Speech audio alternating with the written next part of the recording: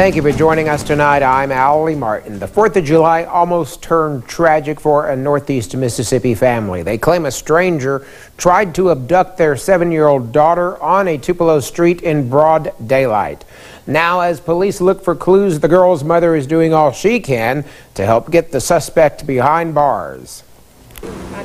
It was a typical hot 4th of July afternoon when Stephanie Hubbard noticed a car pulling into her driveway. He turned around, and the little girls next door had been playing out here all morning, and I stood in my window and he stopped right in front of the little girls, and I noticed that he opened up his door and grabbed one of the little girls. Hubbard, who lives in the last house on this dead-end street, says the suspect threw the 7-year-old into his car, but the little girl's friends started screaming, attracting the attention of adults nearby who came out to confront the suspect. The suspect threw the 7-year-old out of his car onto the ground. When we all ran out at the same time, he jumped in the car and sped off real fast. Jeannie Zamora was at the store when her husband called, telling her to come to their friend's home they had been visiting on Independence Day. I asked where my daughter was because he was pacing the yard, and he said, "She's inside scared." I said, "Why?" He said, "She was almost abducted." And of course I got really nervous and upset and called 911 because nobody had bothered to do that.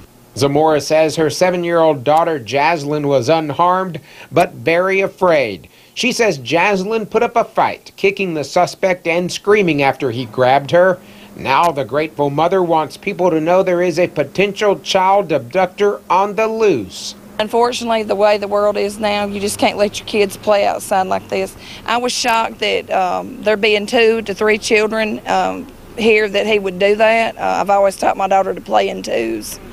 Obviously, that was not. It didn't deter him any. I believe God is responsible for my child being safe because he could have very well taken off with her. Something made him throw her on the ground and run. Now, police tell us they're interviewing witnesses and hopefully will have more leads soon. The suspect is described as an African-American male, balding. He was last seen driving a silver or gray Pontiac Grand Prix. If you have any information, call the Tupelo Police Department. A lunchtime disagreement turns violent at a Columbus business. According to witnesses just after noon, 2 men got into an argument at the gas pumps at United Deli on Tuscaloosa Road. One of the men pulled a gun and fired at the other. After shots were fired, the people involved took off in their vehicles. Good witness descriptions helped to give officers details of the cars and where they went. The alleged shooter left the scene in a 2003 green Jeep Cherokee, and the alleged victim left in a black truck. After the initial call came out and that there was a gunshot victim, we had 2 vehicles that left the scene. Officers were able to shut down. I think the black vehicle on Waterworks Road found out that there was no gunshot victim. Thank God for that. Lowndes County Chief Deputy Mark Miley spotted the suspect's green SUV not long after the call came in. A man and woman were arrested at New Hope Road and Highway 182. The Columbus Police Department, Lowndes County Sheriff's Department, and U.S. Marshals were all involved in that roundup. A Starkville man is charged with simple assault on a police officer. 46-year-old Benny Hubbard is also charged with disorderly conduct and resisting arrest.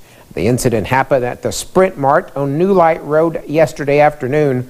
Starkville police did not release any information about what led to Hubbard's arrest. He was taken to the Webster County Jail. If you have any information about the incident, you're asked to call Golden Triangle Crime Stoppers. Well, time for a first look at your forecast. Here is meteorologist Keith Gibson. Keith, it's hot out there. Oh, still plenty warm, Allie. Look at these numbers as of 10 o'clock. Upper 70s and still low 80s here in Tupelo and Columbus. Low-lying spots, sheltered spots, outlying locations a little bit cooler, but still it's pretty warm out there. We still have a few isolated showers here across far northwest Mississippi near Sardis Lake, northwest of Oxford. Our area essentially dry at this point, but there have been some bigger storms rumbling across Tennessee and still some redevelopment there just north of the state line. But I think at this point, we don't really expect a lot to occur as we go throughout the course of the overnight hours. Tomorrow, though, there could be a few additional showers and storms. We are warm, we are humid. The full forecast is coming up. All right, thank you, Keith. Many economic developers will tell you a vibrant downtown will attract people and more businesses. A $12 million project in Tupelo expected to do just that, attract more money to Fair Park. The big announcement was made today. Our Quentin Smith talks with city leaders about the impact this development could make in the city. If you look just east of Tupelo City Hall on the corner of East Troy and Fair Park Drive, you'll see empty lots. But a $12 million project will soon change the landscape of downtown Tupelo. It's really a step in the right direction. It's a sign of the vibrant local economy here in Tupelo. This is a proposed drawing of the site. It'll consist of multiple phases. This new development is going to bring multi-use to this building. Several stories. We'll have office space, of course, but we'll also have some first floor retail, restaurants, and a public plaza that we can enjoy for special events. The second phase will be similar to the first. It'll be located directly across the street. From there, hopefully, when this is successful, other investors, the same investors, will invest in the area to continue to grow Fair Park. City leaders are excited about the economic boost this project is expected to bring. Well, it increases our ad valorem tax base. It will also increase our sales tax base and bring in new businesses to the area. Plus, you always have to include the job creation that we will have. We're growing the city of Tupelo, new jobs, new tax base, new quality of life opportunities. Really, everything you're hoping to do in the city is reflected in this project. Construction on the project set to begin right away and could be completed by June of 2018. Well, it feels good to be needed, to be useful. That's why some older residents in Winston County are training for new jobs. Our Victoria Bailey spent the day in Winston County learning about how a state and local partnership is helping the seniors reach new goals. Jerome Moncrief spends hours tending to Dean Park in Winston County. He's a senior with a learning disability.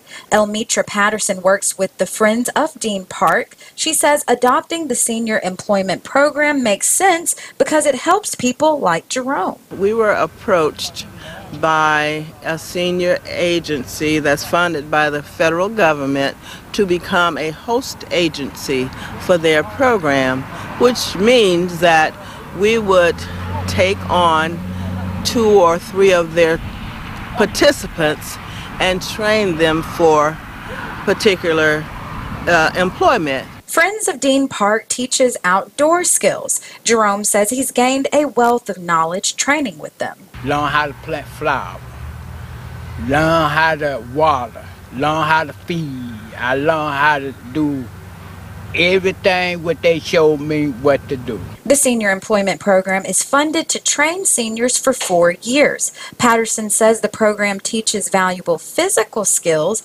and helps workers look for a job. One of the benefits of the program for the seniors is that they have a job developer and a job counselor.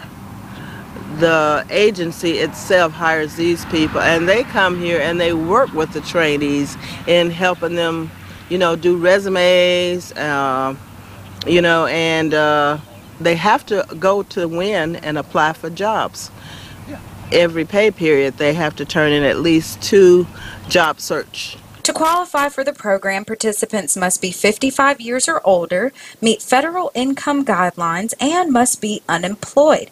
Jerome's brother, Richard Moncrief, is the president for the Friends of Dean Park, Inc. He says adopting this program has made the community closer. It makes us feel good. It becomes, it brings the senior, the young, and all together, the middle-aged and all together, and it makes the community where we become that village that builds up each other and strengthen each other by what we do. As for Jerome, I learned how to have respect for people. Respect to go a long way when you have respect for everybody. Good initiative. This program is sponsored by the Mississippi Department of Employment Security. No major changes, no major surprises for our forecast on Thursday. We start out warm, upper 70s, back to around 90 degrees. A few pop-up storms possible. and we just stay muggy. The full forecast is next. Our First Alert weather forecast with Chief Meteorologist Keith Gibson. Time to look ahead at the upcoming weekend. Saturday around 90 degrees, a 40% chance for scattered storms. Sunday still around 90 degrees, a 30% chance of rain. Warm and steamy. You need to stay cool. Your four-legged friends need to stay cool too. And check this video out. This is Tiny right there. His first time swimming. Wow, what a great day to do it. And look at that. Wow. Just like old habit right there. So you need to stay cool, your pets need to stay cool and hydrated and all that good stuff with these warm summer temperatures. And speaking of the heat and the humidity, when it all comes together, we have these high heat index values. We had them today. We will likely do them tomorrow, upper 90s to around 100 degrees. Some spots were up to around 104 today in the region. And same story on Friday too. Now, if you do see a shower, if you do see a storm, it will cool things down, but the trade-off will be even more humidity in the air because of all the recent rainfall if you do see it. Temperatures right now with dry conditions for the most part, low 80s here in our region. Here's our Alpha Insurance time lapse from Columbus this evening, and you can see on the distant horizon some towering clouds. Let's just see this again.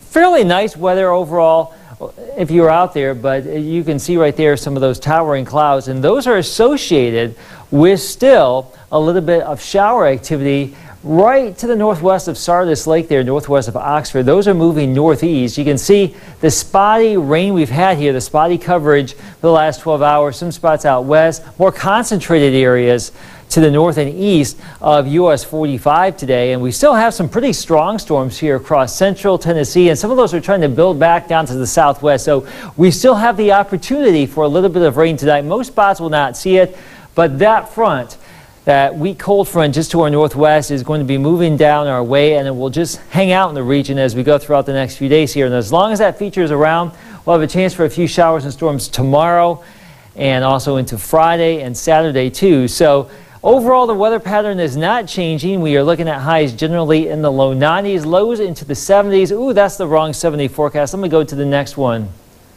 There we go. I think this is the right one. Yes, there we go. Low 90s.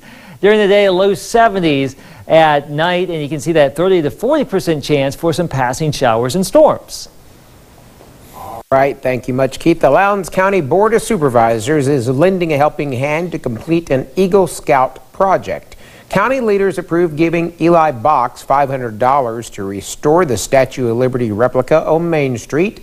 Box plans to ask the City Council for the same amount. The community service project is a requirement to earn the Eagle Scout rank. Some Mississippi athletes make an unusual national list. Robbie has details a little bit later in sports.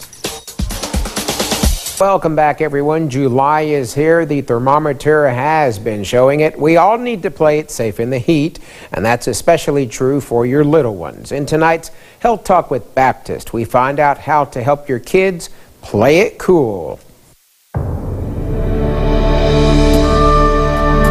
What happens when your child gets too hot? With the hot days of summer come summer sports, sports practice, and long days of outside fun in the neighborhood, at school, or at camp. Before you send your children out this summer, learn how to protect your child against the dangers that come with the summer heat. Watch for early signs of dehydration, such as fatigue, thirst, dry lips and tongue, lack of energy, and feeling overheated. But if kids wait to drink until they feel thirsty, they are already dehydrated.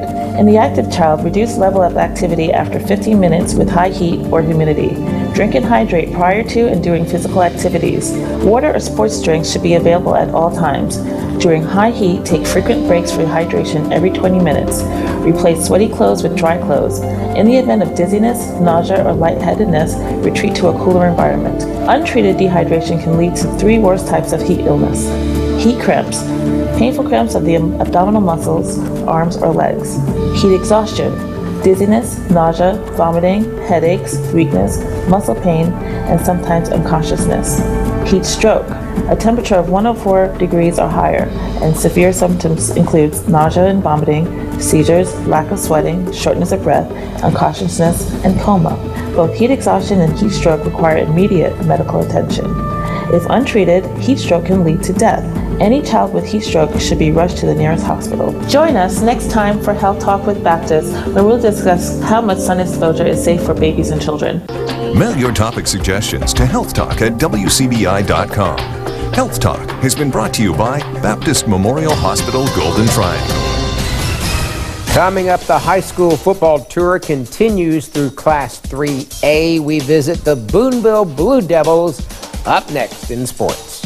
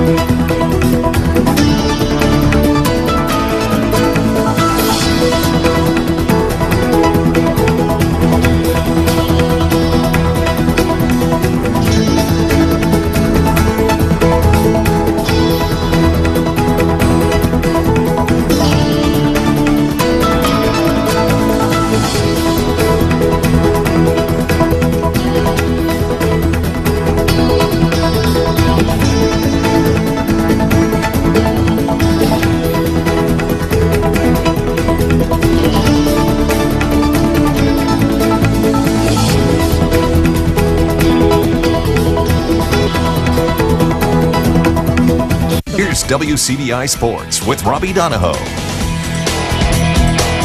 Well, we hope you enjoyed some fireworks, some time by the grill. It's time to get back to work on the tour. We continue our trek into Class 3A from Region 1 as Boonville remains one of the top teams coming out of 3A North in Mississippi. But the Blue Devils ready to move up into being a contender in all of Mississippi as Boonville stops 17 of our 60 in 60 marathon. WCBI 60 Schools in 60 Days is brought to you by Toyota, Let's Go Places, and Emerson Animal Hospital, where your pets are family in West Point. They call it Competition Wednesday at Boonville. 5 stations with 5 teams, doing everything from flipping tires to pushing sleds. The Blue Devils aim to outwork their opponents in 2017 as they return a young nucleus that has shown promise to their head coach, Mike Maddox. We've got several young athletes that are coming up. We're going to have a good mixture of, we don't have but 6 seniors this year, and we're going to have most of our skilled people are going to be sophomores and juniors. Have a real good freshman class coming up. So I'm just excited about our kids and the work ethic that they've displayed during the summer, during the off season, best we've ever had here. You've got to work hard, and usually everything else will take care of itself. And 9 out of 10 times, if you do work hard, you'll be successful at whatever you try. Boonville aims to be successful with a new wrinkle in their offense this season as Coach Maddox is slotting superstar athlete Dallas Gamble in at the quarterback spot. The 6'1" junior has been great on the ground and through the air in his first 2 years at Boonville, but this year he'll have the ball in his hands on every play. He's worked extremely hard. Dallas right now is a little fast for what we're trying to do with him. So it'll slow down to him. The concept is what he's had trouble with, the reads, the different things like that. But the only thing that cure that, I don't care how good a quarterback you are, is reps. It's going to become easier and easier for him as it goes along. Boonville's tradition is well documented across Mississippi as the Blue Devils have missed the playoffs just once since 1992 and have 3 state championships to their name. But the 3A title has eluded the Blue Devils since they moved up, and Maddox hopes the ball will bounce their way this year. You'll have to have a break or two. It's not going to be from lack of effort. Maybe with some more experience, we'll be able to handle something like that, stop that bleeding, if it starts. But, like I said, our goal is to make it to the playoffs every year. And our kids do that, but we want to take that next step. Boonville will start the season at home versus Moorville, then finish up the month of August hosting Baldwin in the Skunk Bowl. With the Blue Devils in the high school football tour, Robbie Donahoe, WCBI Sports. Devils on 3, 1, 2, 3, Devils! 60 Schools in 60 Days with Boonville High School was brought to you by Boonville Community Pharmacy and Geno's Tire Pros. To college football now, and SEC football media days very nearly here, less than a week away from getting it all kicked off in Hoover. And the Southeastern Conference announced all of the schools in which attendees from each school will be coming to Hoover for SEC Football Media Days. For Mississippi State, it'll be Donald Gray, Des Harris, and Martinez Rankin. The Bulldogs will be in Hoover on Tuesday, July 11th. Ole Miss will be there Thursday, July 13th with Javon Patterson, Shea Patterson, and Breland Speaks. And Alabama sandwiched in between. Wednesday, July 12th, Bradley Bozeman, Minka Fitzpatrick, Calvin Ridley. We have the full list of which attendees will be at SEC Football Media Days right now on our website at WCBI.com. You can find it via our Twitter page. And lastly, just for fun, Bruce Feldman at Sports Illustrated compiled his top 40 biggest freaks in college football for another season. 2 in the first 20 for the top 40 from the Magnolia State. Brandon Bryant checking in at 24th, the strong safety from Mississippi State. And Ole Miss receiver DK Metcalf is rated at 21. Metcalf is now at full strength following a season-ending foot surgery. He is ready to blow up onto the scene. And Bryant up and down as a sophomore after a standout freshman season, but both are ready to break out and showcase their freak of nature ability in 2017. That's it for sports. Last look at the forecast is next. I keep mentioning a chance for a few showers tonight, and we still have a few things trying to bubble up on this Wednesday evening. So again, there could be a little bit of rain out there tonight. Most spots won't see it, but a continuing chance for some showers and thunder showers for the next couple of days. Consider yourself lucky if you get one of those good downpours. Yeah, bottom line, it's going to be hot, and protect yourself. That's right, summer. Very good. All right, thank you for spending part of your Wednesday with us. We'll see you later.